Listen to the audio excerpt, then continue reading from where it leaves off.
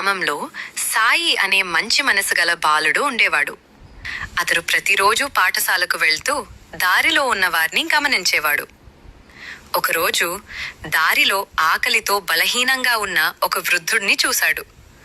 వృద్ధుడు నీళ్లు కూడా లేక బాధపడుతున్నాడు. సాయి తన సంచిలో ఉన్న రొట్టెను బయటికి తీసి అతనికి ఇచ్చాడు. వృద్ధుడు ఆనందంతో ఆశీర్వదించాడు. ఆ రోజు పాఠశాలలో పరీక్ష జరిగింది.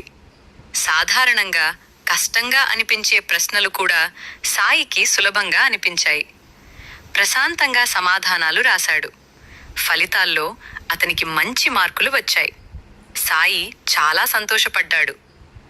దయచేస్తే మన జీవితంలో మంచి జరుగుతుందనే నిజాన్ని అతడు హృదయపూర్వకంగా అర్థం చేసుకున్నాడు. నీతి: దయచేస్తే మనకు మంచే జరుగుతూ చేస్తే మనకు మంచే జరుగుతుంది.